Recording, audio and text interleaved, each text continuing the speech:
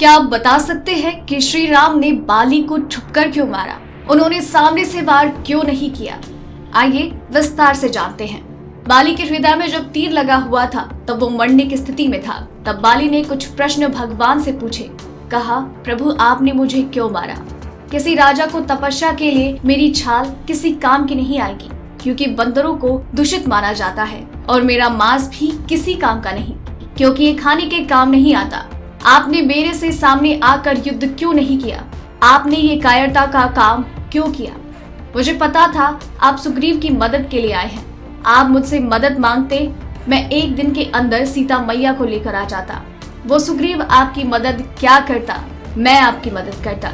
लेकिन आपने ये कायरता का काम क्यों किया? मुझे क्यों मारा?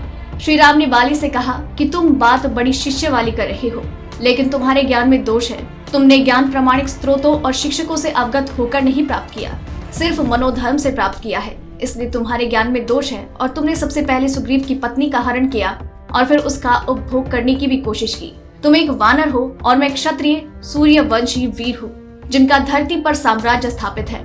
हमारा धर्म है कि जो कोई अनुचित कार्य करेगा उसे सजा देना हमारा कर्तव्य है, और तुम एक पशु हो और पशुओं का शिकार करना क्षत्रिय के लिए अनुचित कार्य नहीं। क्षत्रिय अपने बाहुबल को बनाए रखने के लिए कभी कभी पशु के साथ हिंसा भी करते हैं। श्री राम ने बाली से कहा, मैंने तुमसे इसलिए मदद नहीं मांगी क्योंकि तुम स्वयं एक स्त्री के हरण करता हो, और बाली को भगवान इंद्र से वरदान था कि तुम्हारे सामने वाले व्यक्ति की तुम्हें आदि शक्ति प्राप्त हो जाएगी। अगर भगवान उसके सामने भी आ जाते तो उसे ये शक्तियां प्राप्त नहीं होती, क्योंकि श्री राम तो भगवान है और उनके पास अनंत शक्तियां थी। श्री राम ने कहा, मैंने तुम्हें सामने आकर इसलिए नहीं मारा क्योंकि भगवान इंद्र का वरदान निरस्त नहीं होना चाहिए। ये सारे कारण जानकर बाली ने श्री राम से कहा, भगवान आपने सही किया।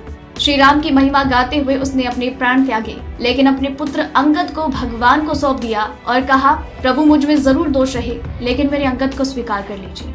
आपको ये जानकारी कैसी लगी हमें नीचे कमेंट सेक्शन में जरूर बताइएगा, और साथ ही इसे लाइक और शेयर भी कीजिएगा। और आप तक ऐसी और भी कई खबरें यूं ही पहुंचती रहेंगी हर रात 9 बजे, इसलिए चैनल के साथ बनी रहिए। सब्सक्राइब करें हमारा चैनल ऐसी ही लेटेस्ट और इंटरेस्टिंग न्यूज के लिए।